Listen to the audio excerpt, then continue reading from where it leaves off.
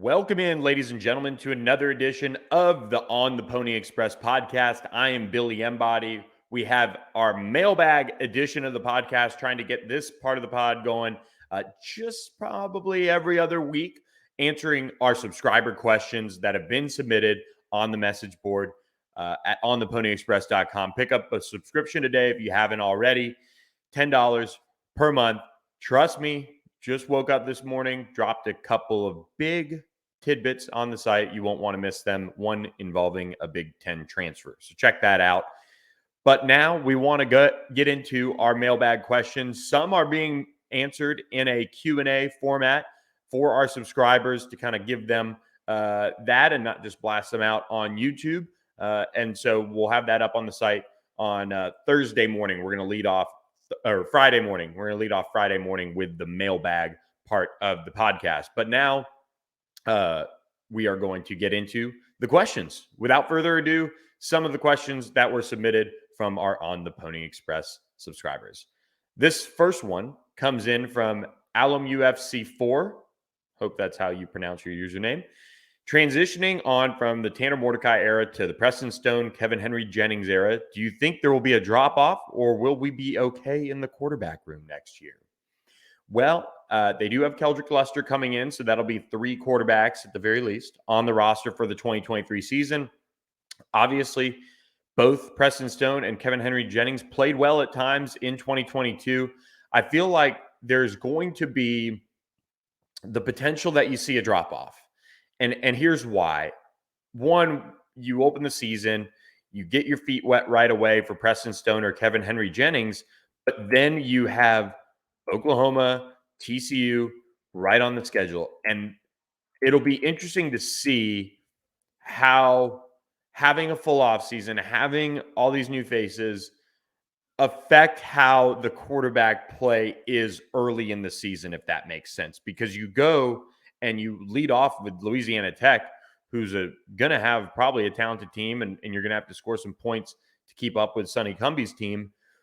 But when you face Oklahoma, when you face TCU, it is still a different level of going into a game as a starter, knowing that you've got to follow a game plan. You're not just going in there, for example, when Preston Stone came in against Cincinnati and was able to lead a comeback. He had nothing to lose. It was kind of like when I watched Garrett Nussmeier, I believe he helps LSU set a record for total passing yards in the SEC championship game against Georgia. He came in the second half when they were down like 35 points. So he was chucking it around and having fun.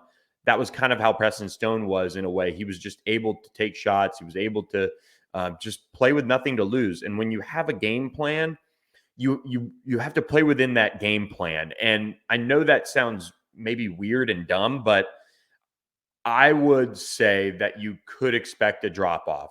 Now, what that looks like, is it because, Tanner Mordecai was so accomplished as a passer last year? Or is it because, Preston Stone's going to tuck it and run?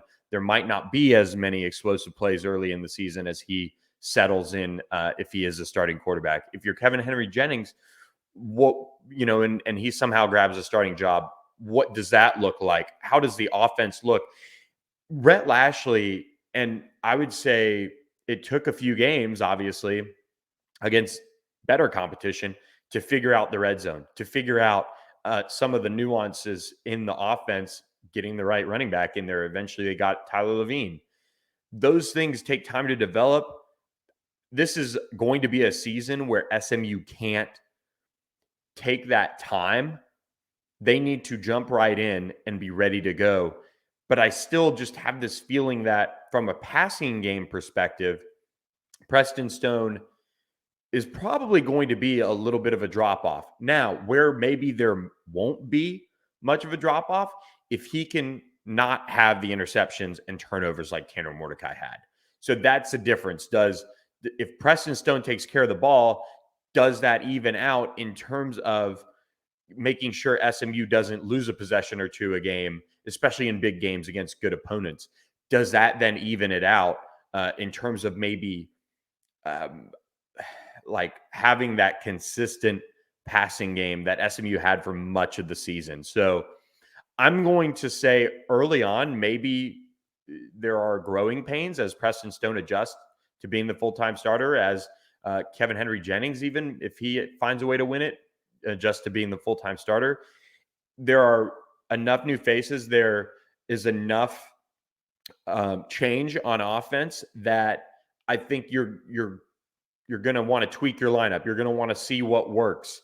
And could that all encompassing change lead to a drop off? It could. Um, I was higher on Tanner Mordecai than most, so that's maybe where I'm coming from. Where you have somebody that is as productive as he is, will there be a drop off?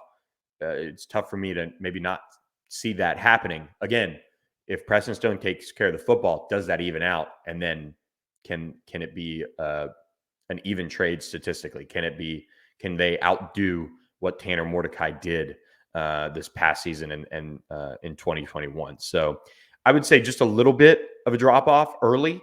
And then we'll see, obviously, as he settles into conference play, there can't be a drop off. And I don't think there will be a drop off once you get into that league portion in the new look AAC. No pony, no cry. As we move into some recruiting and transfer questions, do you expect the 2024 class to be mostly wrapped up by end of summer like 2023 or no? I would expect it to be fairly wrapped up. And here's why. Just from a recruiting calendar perspective, guys, we're seeing that happen more and more.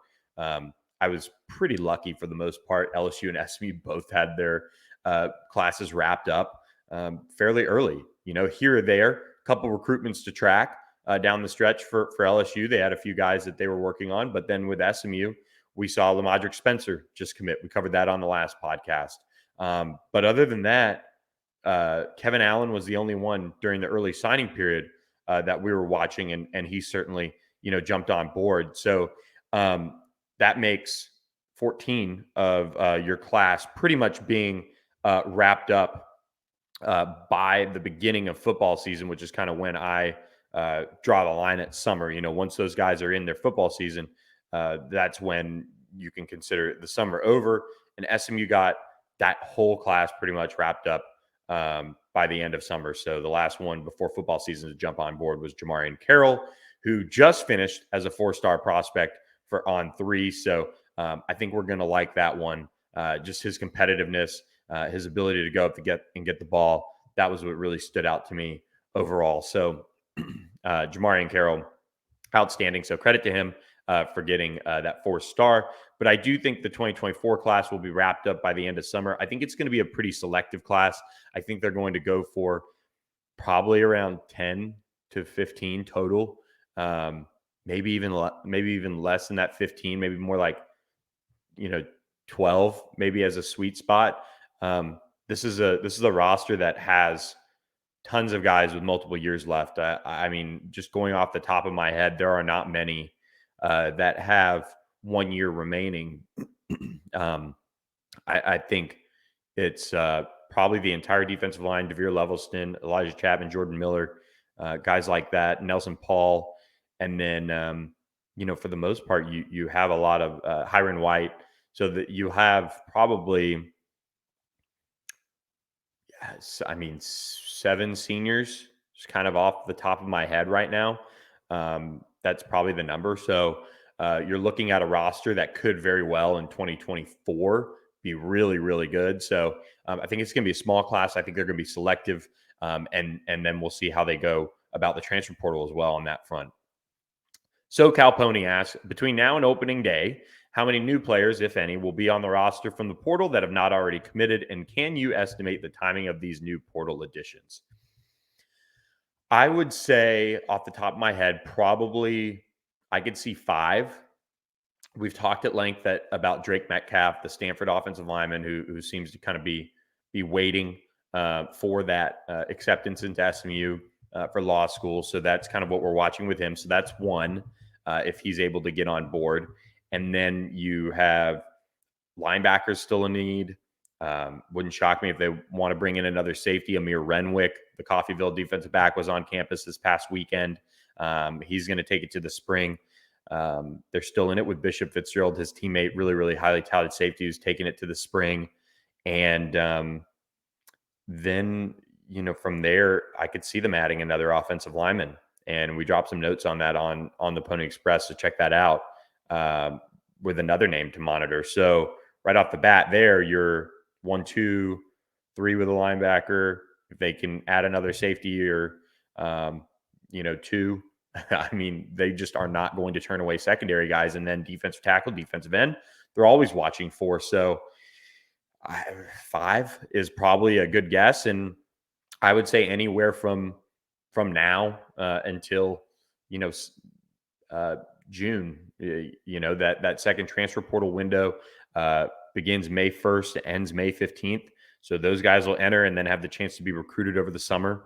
And during that stretch in May to get a new college for summer workouts and then get on campus. So it'll be interesting to see who enters from that respect, and where they go after. SMU did lose Brendan Hall to the transfer portal. I think they had a kind of mutual understanding that Colin Rogers is a stud and he's probably the kicker of the future.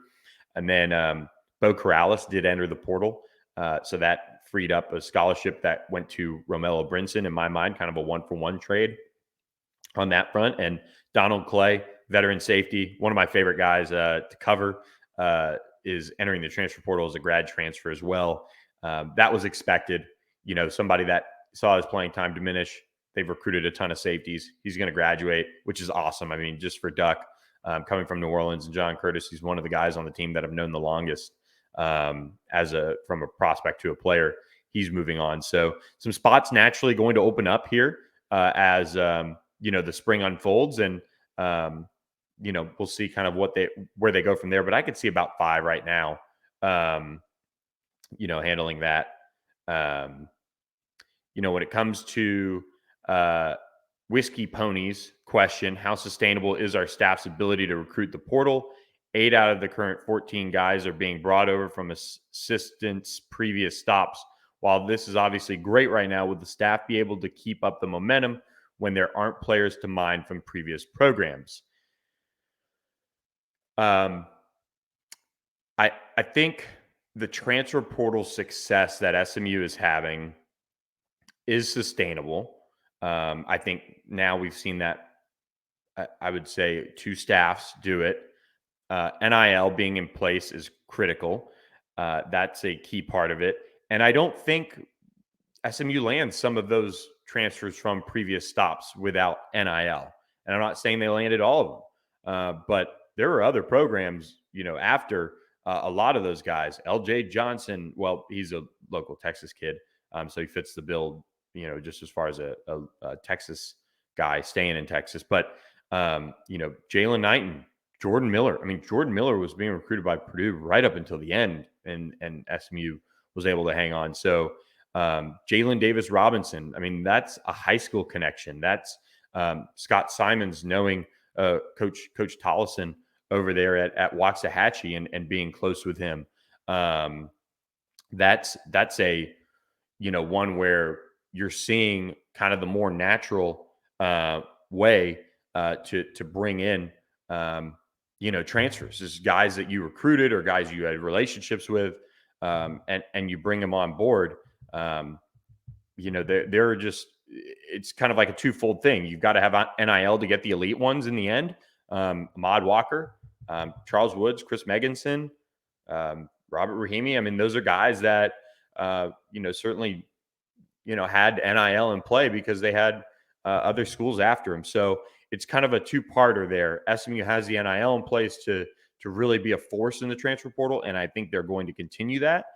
And now as this staff recruits players at SMU and continues to do that, and look, Bo Corrales came from North Carolina, and it didn't work out or whatever, but Bo Corrales came from North Carolina, and the tie was Rob Likens recruiting him in Miami, and at Arizona State. So those are all things that come back around regardless of, how that all works. So, yes, I think it's sustainable. And it just so happened that, first of all, there's a mass exodus in Miami, and Liberty as well, coaching changes at both schools. So that's something that they'll be able to, take advantage of with other players down the line that they've recruited, and who knows, maybe, other programs that they have familiarity with as they go through this. So moving into some realignment questions. and we'll kind of wrap up with this and then get to the rest on the mailbag on the actual message board at On the Pony Express. And some of these questions will also we'll save for another mailbag podcast. They're kind of evergreen, running into a little time crunch here. But SMU alum 11, with rumors circulating that the Pac-12 is going to invite SMU, why would the ACC not consider us? Well, I can tell you, I've said this for a long, long time, that SMU has conversations with the Pac-12 and the ACC and the Big 12. I mean, those are the three leagues that SMU keeps in contact with on some level. So there's consideration from the ACC. Otherwise, they tell them to kick rocks. So that's kind of the reality of it. Does that mean that SMU is going to end up in the ACC? No, not at all. But, the Pac-12 is the one that is, certainly centered around expansion talks right now. And that's why there's the most buzz around them. The Big 12 is going to lose Texas and Oklahoma. It'd be interesting to see how they try to add a little bit more value to their conference in the end, because they probably need to do that with their new television deal. So this is an ongoing thing. Realignment's been happening for years and years and years and years and years now. And look, SMU stays in contact with the three leagues that they could realistically get into right now. So, and I'm not saying they're going to, but just from a perspective of being considered, if something like that was to happen, SMU's on the radar for all three leagues. So, yeah, the ACC is considering SMU if they choose to expand. OC Mustang, very hypothetical, positive presumption questions here. Assuming a Power 5 conference invites SMU, what would that look like? Do they announce it? Would you get a heads up? What other media receive heads up? Continue them, and we'll get to the next question after I answer this. So if SMU got a Power 5 invite, I would like to feel like I would be given a heads up by someone, by some source at some point. That would be awesome. Whether that is somebody on the inside at SMU saying, hey, it's time, be ready. Whether that's people across the industry that I've gotten to know over the last few years, doing this, there might be a heads up. There might not, but if you're looking in terms of who nationally would receive the heads up, I mean, the top of football reporters, your Ross Dellinger, your Pete Thamel, I mean, your Bruce Feldman, those are the guys that break stuff like this normally. So it would be nice if I get a heads up and can, break it. But odds are at that level, at that high of a level, it's probably going to one of those guys. And then a formal announcement would come, at some point in the future once the news is broken. Continuing the mental exercise with OC Mustang, what would likely change about the athletic department? I don't mean changing leadership. That topic is about flogged to death. I mean, how does the athletic department and university begin behaving differently, staffing differently, marketing and communication different, presuming all of the above occurs? I would say, if I was SMU, you would have a very aggressive media campaign, obviously announcing your new conference, generating as much buzz as possible, doing some sort of get to know your conference, get to know your new conference mates, things like that. I know it sounds silly, but you have to capitalize on the buzz in Dallas of a Power 5 invite. So if they went to the Pac-12, I mean, think about, there's Oregon alums here, there's Cal alums, there's Arizona State, there's Arizona, tons of Arizona people, all sorts of schools out from West send people to Dallas in the end. They moved to Dallas. Dallas is awesome. And so you have to capitalize on that. So I'm interested to see if they can do something fun like that and really announce it and blow it out of the water. As far as staffing, I think you would then have to certainly add more operations people to deal with travel. I think for not each program, but for somebody has to handle the swimming, or somebody has to handle the this or the that, because you're going to be gone longer periods of time because of the travel. You're going to do this, you're going to do that. I would say it wouldn't shock me if you saw an expansion in terms of PR and marketing just overall. in the staff, and that would be a good thing.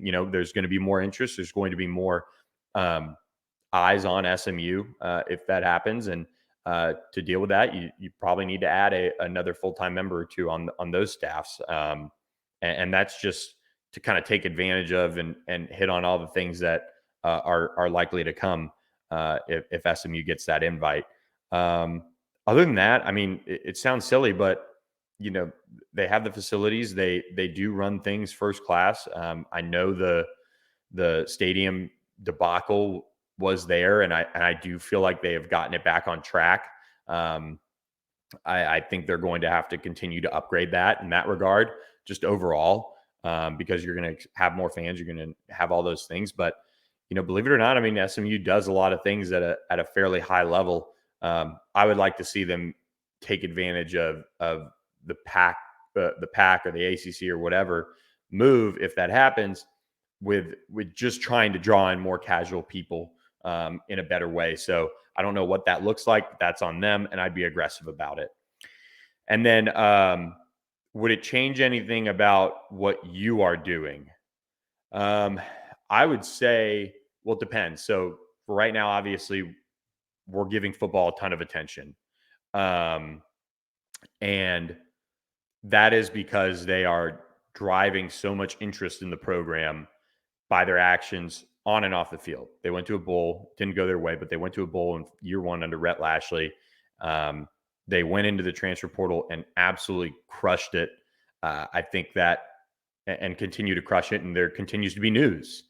And they are deserving of the attention that they're getting right now, which is pretty much all my time goes to recruiting and catching up with coaches and trying to get stories like we've seen, all the exclusives on what SMU is getting and all their transfers and 2023 signees that have been on the board for you guys. Those are all things that, because the interest is there, that's why I'm doing that. Basketball, they got the win last night against Tulsa in overtime, but they're a bad team. They don't have, because of the way they built the roster, they don't have much on the recruiting front to talk about in 2023. They are going after transfers this offseason, and it's in a stagnant state in that regard. So there's not much to talk about. Now, if the site explodes because of a move to a Power 5 conference, and we're able to hire a full-time, part-time person to give basketball attention, then we're going to do that. And we'll probably do that for men's and women's if that was the case, because they're kind of deserving of that attention. The women's team is right now, but basketball is, if you can staff it the right way. So it is going to be something that, if it happens, I mean, I think the site will explode, and the best way that I can handle it is to give you guys the best recruiting coverage. And that means if SMU recruits a little bit more nationally because of that, well, maybe I start going out to see some of these recruits that are elsewhere. They already have Tyler Aronson, the 2024 quarterback commit from Florida. And that's in my home state, so it's fairly easy. I'm going to go see him this fall. But if, Sean Scott, coming out of California, maybe I do go see him if they're in the Pac and we have, more money to spend on travel and things like that. So it doesn't change too much what I'm doing. I think having more site support, so going to the, Pac-12 would mean we'd have an Oregon site to balance things off of. We have, I'm not really sure who else we really have on the West Coast out there, because USC and UCLA are leaving, but those are kind of the positives of it. So more support from the network, without a doubt, on that front. So NIL efforts, last part of the question, I wouldn't say they would change. They'd still be very judicious in terms of or deliberate in terms of how they pick guys. They're not going to overpay. They're not going to overspend. They're not going to become A&M. But they will probably get more money to work with, because people are excited and ready to buy into what SMU is doing and the future of the conference. So that is kind of the rundown on the realignment talk, but I did want you guys to get another true like football question. And I'm going to end with my way too early starting 22, which comes from probation coach, RIP the probation coach at SMU, basically. All right, here we go. We're going to start at quarterback. I'm going to say Preston Stone is your starter. Running back, Jalen Knighton, the Miami transfer. Left tackle, Marcus Bryant. Left guard, I would say, is probably Ben Sparks. And then your center, I would say Branson Hickman as of now. And then at right guard, Justin Osborne. And right tackle, Hiron White. I will say your sixth offensive lineman is probably PJ Williams, and he could play inside and battle for that left guard spot. Tight end, RJ Maryland, no surprise there. Wide receivers, I'll give you guys three: Keyshawn Smith, Jordan Curley, and Jake Bailey. All three make a lot of sense to me. Maybe Romello Brinson's the first one off the bench on the outside. Then you get into the defensive line. Jordan Miller's your nose tackle. Elijah Chapman's your defensive tackle. Defensive end, Javier Levelston. I'm going to go stand-up edge. Probably Nelson Paul, but it wouldn't surprise me if Jalen Samuels came on strong and was able to nab that spot. Linebacker, no surprise here. It's going to be Ahmad Walker. And then you're going to see probably Jaquandis Burns. He actually came on strong at the end of last year, and I liked what he did. I do think they're going to continue to target linebackers in the transfer portal. Obviously, they need help there. They're very thin. Alex Kilgore would be the guy because he's an early enrollee that could push for a starting job at linebacker early on. And then they play nickel pretty much the entire time. And I would probably guess, and this is where, boy, does it get hard, this entire secondary.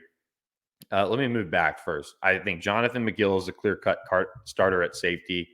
I would say